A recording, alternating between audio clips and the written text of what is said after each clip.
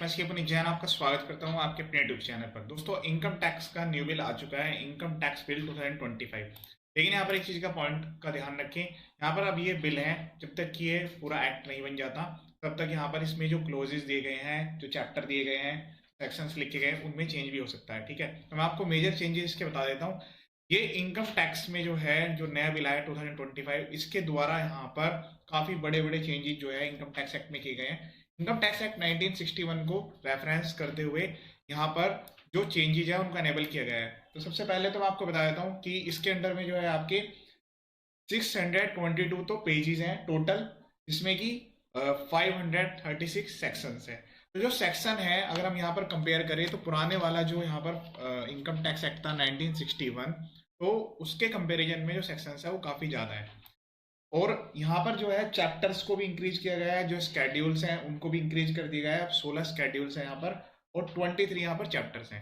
तो देखा जाए तो यहाँ पर जो है पेजेस को रिड्यूस किया गया है, लेकिन अगर इफेक्टिवली देखा जाए तो इसमें जो नए सेक्शंस हैं उनकी जो लैंग्वेज है उसको ईजी किया गया है। बाकी इसमें ऐसा ज़्यादा अगर देखा जाए तो जो फाइनेंस एक्ट 2025 आया था उसमें रेट को लेकर तो ज़्यादा चेंज नहीं किया गया, ऑलरेडी काफ़ी ज़्यादा चेंज यहाँ पर इंट्रोड्यूस कर दिए गए थे। तो सबसे बड़ा जो चेंज है वो है टैक्स ईयर का। ठीक है, तो टैक्स ईयर का क्या मतलब होगा? वो सेम ईयर जिसमें यहाँ पर इनकम आप अर्न कर रहे होंगे। पहले यहाँ पर एक कंफ्यूजन था, फाइनेंशियल ईयर अलग था और उसके अलावा जो है असेसमेंट ईयर अलग होता था, निर्धारण वर्ष जिसको कहा जाता था। तो उसको जो कंफ्यूजिंग थी उसको यहाँ पर रिमूव कर दिया गया है। दूसरा सबसे बड़ा पॉइंट है जो इसकी एप्लीकेबिलिटी है। तो जो इसकी एप्लीकेबिलिटी है वो 1 अप्रैल 2026 से होगी। कई जगह पर आपने देखा होगा कि 1 अप्रैल 2025 लिख रहे हैं, तो वो गलत है। 1 अप्रैल 2025 से एप्लीकेबल नहीं होने वाला है, क्योंकि इसमें अभी ईयर की बात की गई है। तो 1 अप्रैल 26 से ये एप्लीकेबल होगा और सेम ईयर में जो है आपको यहाँ पर इसकी एप्लीकेबिलिटी आएगी। दूसरा पॉइंट है कि all over India equally applicable है। जैसे कि मैंने बताया कि 536 जो सेक्शंस हैं वो ऑल ओवर इंडिया एप्लीकेबल होंगे, यूनिकली एप्लीकेबल है, इसमें कोई भी पार्शलिटी नहीं रखी गई है। हाँ, लेकिन आपको बिजनेस के लिए यहाँ पर कुछ स्पेशल बेनिफिट्स दिए जाएंगे। देखिए 536 हैं, उसके अलावा ये स्केड्यूल्स दिए गए हैं, तो 16 यहाँ पर स्केड्यूल्स हैं। ठीक है, जो बिल है वो यहाँ पर, ठीक है, ये जैसे ही एक्ट बनेगा, अभी यहाँ पर पार्लियामेंट से पास होगा, फिर उसके बाद ऑनरेबल प्रेसिडेंट के इस पर सिग्नेचर होंगे, उसके बाद ये एक्ट बनेगा। तो यहाँ पर जो एप्लीकेबिलिटी है 1 अप्रैल 2026 से ही आएगी, सेम ईयर से होगा और ऑल ओवर इंडिया ये एप्लीकेबल रहने वाला है। टैक्स ईयर का कॉन्सेप्ट है वो बिल्कुल नया कॉन्सेप्ट इसमें इंट्रोड्यूस किया गया है। उसके अलावा काफ़ी बड़े चेंज भी इसमें किए गए हैं। ठीक है, तो इन्होंने यहाँ पर जो है सेक्शन नंबर 2 जो होता है किसी भी एक्ट में, वो डेफिनेशन के लिए होता है। तो पहली डेफिनेशन अकाउंटेंट की दी है, तो जिसमें यहाँ पर जो है जो अकाउंटेंट है उसकी जो डेफिनेशन है उनको इन्होंने यहाँ पर स्पेसिफाइड क्लियरली किया हुआ है। ठीक है, इसके अलावा जो ऑडिट की पावर्स हैं वो भी यहाँ पर जो है चार्टर्ड अकाउंटेंट के पास ही है। पहले यहाँ पर ये कहा जा रहा था कि जो ऑडिट्स है उसको यहाँ पर चेंज किया जाएगा। तो मैं आपको यहाँ पर इसको रीड करा देता हूँ। 478 पेज है इसका। तो 478 पेज पर जो सबसे पहला पॉइंट है उस इसी इसी के रिगार्डिंग है वो, कि जो अकाउंटेंट की डेफिनेशन थी वो हमारे पास अगर बात करें तो 19 जो ये 1961 वाला जो एक्ट था उसके अंडर में जो डेफिनेशन थी वो एज इट इज यहाँ पर सेम है। और आप देखेंगे कि एक्ट में भी जो है ज़्यादा चेंज लैंग्वेज को लेकर नहीं किए गए हैं। हाँ, जैसे कि नोट विद स्टैंडिंग लिखा रहता था काफ़ी जगह पे, तो वहाँ पर इरेस्पेक्टिव वर्ड को यूज किया गया है। अब यहाँ पर जो अकाउंटेंट का मीनिंग है वो चार्टेड अकाउंटेंट्स हैं, जो ऑडिट के लिए यहाँ पर एप्लीकेबिलिटी है, जिनके पास वैलिड सर्टिफिकेट ऑफ प्रैक्टिस है। चार्टेड अकाउंटेंट्स एक्ट में भी यहाँ पर चेंज किए गए हैं काफ़ी ज़्यादा। अब सीओपी लेने के लिए भी यहाँ पर जो है प्रोसीजर को चेंज किया गया है। ठीक है, तो यहाँ पर जो है जो सीएस और सीएमए को ऑडिट की पावर्स की जो बात हो रही थी वो अभी यहाँ पर रेस्ट्रिक्ट किया गया है। लेकिन मैं फिर से आपको रिपीट कर देता हूँ, ये इनकम टैक्स बिल है, अभी एक्ट बनने में हो सकता है इसमें कुछ चेंज नहीं यहाँ पर एनेबल कर दिए जाए। ठीक है, तो यहाँ पर जो है पेज नंबर 292 के यहाँ पर जब आप चेक करेंगे 292 के ऊपर यहाँ पर आपको मिलेगा जो आइडिया फाइलिंग की ड्यू डेट्स है, उसमें भी कुछ ज़्यादा चेंज नहीं किया गया है। हाँ, जैसे यहाँ पर पहले असेसमेंट ईयर फाइनेंशियल ईयर हुआ करता था, तो इन्होंने यहाँ पर ये लिख दिया कि ड्यू डेट का मतलब वो होगा जो भी date for the financial year succeeding the relevant tax year. तो कह रहे हैं रेलिवेंट टैक्स ईयर मतलब जो भी ईयर है, जिस साल की भी इनकम है, उससे जो भी नेक्स्ट ईयर आएगा उसमें ये डेट्स होंगी। तो बेसिकली यहाँ पर जो है टैक्स ईयर कॉन्सेप्ट आया, फाइनेंशियल ईयर को टैक्स ईयर कह रहे हैं और उसी साल की इनकम को, लेकिन आईटीआर तो उससे नेक्स्ट ईयर में फाइल होगी ना, तो वो अभी भी सेम है as it is. Company case में 31 अक्टूबर है, तो ये तो रिसेंटली चेंज किया गया था, 31 अक्टूबर तक आईटीआर की जो फाइलिंग की डेट है वो यहाँ पर रहती है। उसके अलावा जो है यहाँ पर अगर हम टैक्स ऑडिट की बात करें तो टैक्स ऑडिट जो है 30 सितंबर तक टैक्स ऑडिट होता है। उसके बाद यहाँ पर जो है 1 महीने का टाइम दिया जाता है। जो पर्सन जिनके लिए ऑडिट की रिक्वायरमेंट्स हैं उनके केस में भी 31 अक्टूबर होती है। जो पार्टनर्स है किसी फर्म के, अगर वो उस फर्म की ऑडिट हो रही है इस एक्ट यानी कि इनकम टैक्स एक्ट में या अदर एक्ट में, तो उस केस में भी जो डेट है वो 31 अक्टूबर रहती है। ठीक है। इसके अलावा जो है यहाँ पर ये ट्रांसफर प्राइसिंग के रिगार्डिंग है, तो इन्होंने यहाँ पर सेक्शन को चेंज कर दिया है जिस पर ये सेक्शन अप्लाई होगा। तो उनको जहाँ पर रिपोर्ट स्पेशली फर्निश करने की रिक्वायरमेंट है तो उस केस में उनकी 30 नवंबर है, 30 नवंबर ही होती है। जो बाकी अदर एसएससी है उनके लिए जहाँ पर नॉन ऑडिट वाले केस आते हैं तो उनके लिए 31 जुलाई है। तो जो डेट है उसमें चेंज नहीं किया गया है, हालांकि इसके लिए डेट में भी चेंज होना चाहिए था, लेकिन यहाँ पर जो है डेट को लेकर कोई भी चेंज स्पेशली नहीं किया गया है। ठीक है। टैक्स ऑडिट की लिमिट्स में कुछ चेंज किए गए हैं, वो मैं आपको एक बार यहाँ पर बता देता हूँ। टैक्स ऑडिट के लिए जो पहले सेक्शन हुआ करता था वो 44AB था। इन्होंने यहाँ पर जो है इसको चेंज कर दिया। यहाँ पर जो है सेक्शन चेंज हो चुका है और यहाँ पर जो है इन्होंने ये लिखा है कि जो भी पर्सन या बिजनेस इस कंडीशन को फुलफिल करेंगे टेबल नंबर बी, तो एक तरीके से टेबुलर फॉर्म में आपको समझा दिया है, उनको अपनी ऑडिट करानी है अकाउंटेंट से, चार्टर्ड अकाउंटेंट से यहाँ पर ऑडिट कराने की रिक्वायरमेंट आएगी। ये जो लिमिट है ये इन्होंने अब की बार सही तरीके से लिख दिया। पहले 5% करके लिखा हुआ था तो उसमें काफी कंफ्यूजिंग रहता था। इन्होंने लिखा वो पर्सन जिनकी sales turnover gross receipt business या प्रोफेशन से, ठीक है, इस टाइप से है।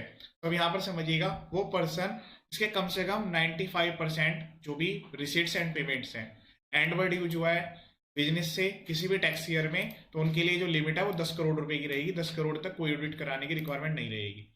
हाँ, अगर यहाँ पर ये पॉइंट नंबर 1 के अंडर में कवर नहीं होता है और ये लिमिट जो है 1 करोड़ से ऊपर चली जाती है तो फिर यहाँ पर ऑडिट की रिक्वायरमेंट आ जाएगी। ठीक है। तो सेम ऐसे ही था, पहले भी 1 करोड़ था कि जो पर्सन कैश में काम करते हैं तो उनके लिए यहाँ पर 1 करोड़ की लिमिट थी, वो भी 1 करोड़ यहाँ पर रहने वाली है। लेकिन ये जो लैंग्वेज है उसको यहाँ पर ईजी कर दिया गया है। ठीक है।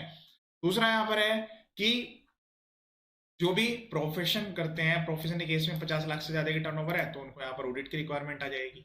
और यहाँ पर जो है ये क्लोज में दे दिया है सेक्शन 58। सेक्शन 58 के अंडर में जो है प्रीजम्पटिव टैक्सेशन है, तो उन्होंने इसकी क्लोज को भी यहाँ पर लिंक कर दिया जैसे पहले था। ठीक है। तो अगर आप जो है डीम्ड प्रॉफिट, जो भी डीम्ड प्रॉफिट होते हैं जैसे 6%, 8% अदर प्रोविजंस में, उससे कम अगर आप प्रॉफिट दिखाते हैं तो भी यहाँ पर ऑडिट की रिक्वायरमेंट आ जाएगी। ठीक है। तो इन्होंने यहाँ पर जो है ऑडिट की लिमिट को क्लियरली यहाँ पर मेंशन कर दिया है। इससे बहुत ज्यादा यहाँ पर कंफ्यूजन रहती थी, तो इन्होंने सेल्स टर्नओवर ग्रोसरी रिसीट सबको क्लियरली यहाँ पर लिख दिया कि अगर इससे ज्यादा है तो तभी यहाँ पर ऑडिट की रिक्वायरमेंट आएगी, अदरवाइज नहीं आएगी। ठीक है। और ऑडिट रिपोर्ट के जो फॉर्मेट्स है अभी नए फॉर्म्स आएंगे, तो जैसे आईटीआर के फॉर्म्स है सेम उसी तरीके से यहाँ पर ऑडिट के फॉर्म्स को भी इंट्रोड्यूस किया जाएगा। ठीक है। तो ये थे बेसिक चेंजेस कि जिसमें जो है ऑडिट को लेकर चेंज आया है। सेक्शन 58 है जो कि प्रीजम्पटिव टैक्सेशन की बात करता है, तो प्रीजम्पटिव टैक्सेशन को भी थोड़ा सा यहाँ पर इजी कर दिया है ताकि उसको आसानी से समझा जा सके, आसानी से सब पर्सन यहाँ पर रीड कर पाए। तो इन्होंने जो है प्रीजम्पटिव टैक्सेशन को लेकर टर्नओवर को भी टेबुलर फॉर्म में डाल दिया है। तो टेबुलर फॉर्म में किस तरीके से बताया है कि कोई भी बिजनेस जो कि यहाँ पर अदर देन स्पेसिफाइड बिजनेस है against serial number 2 eligible SSC, इसकी डेफिनेशन है इनकी टर्नओवर 2 करोड़ से ज्यादा नहीं है। ठीक है। वो यहाँ पर अपना प्रॉफिट दिखा सकते हैं 6% टोटल टर्नओवर ग्रॉस रिसीट, जहां पर उनकी बैंक से पेमेंट आ रही है, बैंक या ऑनलाइन मोड, ये भी इजी लैंग्वेज हो गई है। अदर देन बैंक मोड आ रही है 8% कर दिया है। इसमें ये पॉइंट है जो कि यहाँ पर क्लियरली लिख दिया। इसके लिए मैंने वीडियो भी बनाया था, जब शॉर्ट बनाया था तो मेरे पास काफी मैसेज आए थे कि सर वहां पर लिखा हुआ है कि 6% या 8% दिखाना जरूरी है। नहीं, इस सेक्शन में यहाँ पर ये लिखा हुआ था, पहले भी लिखा हुआ था, तो नीचे उन्होंने क्लैरिफिकेशन में लिखा हुआ था, आपकी बार सीधे यहीं पर लिख दिया क्या, profit claimed to have been actually earned. तो कह रहे हैं कि 6%, 8% और इनमें से अगर आपका एक्चुअल प्रॉफिट ज्यादा है तो वही दिखाना है, विच एवरेज हायर। तो अब की बार इसको ज्यादा मॉडिफाई करके लिखा है। ये 2 करोड़ वाली लिमिट जो आपको 3 करोड़ की मिलेगी अगर आपके जो है जो आपने रिसीट किया है, यहाँ पर बेसिकली रिसीट की बात की गई है, वो 5% से, मतलब जो कैश वाली बात है वो 5% वाली यहाँ पर रखी गई है। ठीक है। 5% से ज्यादा नहीं होनी चाहिए कैश में। तो आप जो है 2 करोड़ की बजाय 3 करोड़ ले लो और इसके बेस पर अपने 6% या 8% जो दिखाना है वो दिखा दो।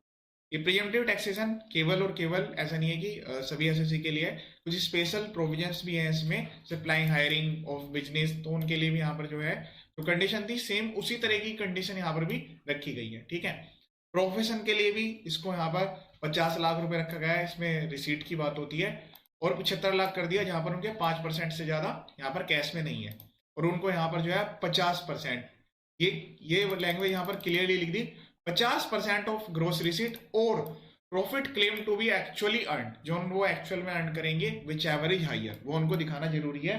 तो 44 एडी जिसकी हम बात करते थे, अब यहाँ पर सेक्शन 58 हो चुका है, और सेक्शन 58 के अंडर में क्लियरली लिखा गया है जो आपका एक्चुअल प्रॉफिट है या फिर जो प्रेजेंटिव वाला है, उसमें से दोनों में से जो भी हाइयर है तो वो आपको दिखाने की रिक्वायरमेंट आएगी। ऐसा नहीं है कि आपने अपने बैंक्स में आपको पैसे रिसीव हुए, पूरे के पूरे पेमेंट की आपने जो है यहाँ पर एफडी करा दी, तो पूरी की पूरी इनकम ही वो कंसर्न होगी। 6% 8% आप यहाँ पर उसको नहीं दिखा सकते हैं। तो यहाँ पर जो है 58 मैंने आपको बता दिया है। टैक्स ऑडिट आईटीआर की जो डेट्स हैं वो मैंने आपको यहाँ पर बता दी है। टैक्स ईयर में चेंज हो गया है। उसके अलावा इस एक्ट में जो है बेसिक स्लैब में कोई चेंज नहीं हुआ है। जो long term short term capital gains के रेट थे 20%, उसके अलावा 12.5%, उसमें भी कोई चेंज नहीं हुआ है। तो देखा जाए तो 1961 इनकम टैक्स एक्ट को इजी करने के लिए, उसकी लैंग्वेज को आसान करने के लिए, प्रोविजंस तो अभी भी सेम रहने वाला है, सेक्शंस बढ़े हैं, तो जो लैंग्वेज है ताकि आसानी से यहाँ पर आप लैंग्वेज रीड कर पाए, जो डिस्प्यूट है वो कम से कम हो सके, तो उसी के लिए यहाँ पर जो है ये नया एक्ट आया। नया एक्ट जैसे ही यहाँ पर ये पास हो जाता है, उसके अलग अलग प्रोविजंस के लिए मेरे यूट्यूब चैनल पर काफी सारे वीडियो आने वाले हैं, वहाँ पे एक बार देख लीजिएगा। इनकम टैक्स के लिए जो भी नए चेंजेस होंगे, हालांकि ऐसे इसमें ज्यादा चेंजेस नहीं किए गए हैं, टैक्स ईयर का मेजर चेंज है। उसके अलावा यहाँ पर जो है टीडीएस को लेकर भी काफी चेंज हुआ है। टीडीएस की जो पेनल्टीज है उनमें भी चेंज आए हैं। 500 रुपीज पर डे के हिसाब से पेनल्टी का प्रोविजन यहाँ पर इंट्रोड्यूस किया गया है। लेकिन अभी यहाँ पर हो सकता है कि इस बिल में भी कुछ चेंज हो जब ये एक्ट पास हो, तो जो भी नए प्रोविजंस आएंगे और जो रूल्स बनेंगे, उसके बाद जो फॉर्म्स आएंगे, उन सब पर यहाँ पर आपको डिटेल्ड वीडियो मिलने वाली है। जो आईटीआर फाइलिंग की प्रोसेस है उनमें भी चेंज होंगे। उसके अलावा जो है टीडीएस रिटर्न के जो फॉर्म्स है, प्रोसेस है, उनमें भी चेंज होंगे। मेरे यूट्यूब चैनल पर इनकम टैक्स जीएसटी है, काफी सारे वीडियो है, basic filing registration process video आप देख सकते हैं। वीडियो को शेयर कीजिएगा ताकि सभी को उसका बेनिफिट मिल जाए। ये वीडियो देखने के लिए थैंक यू।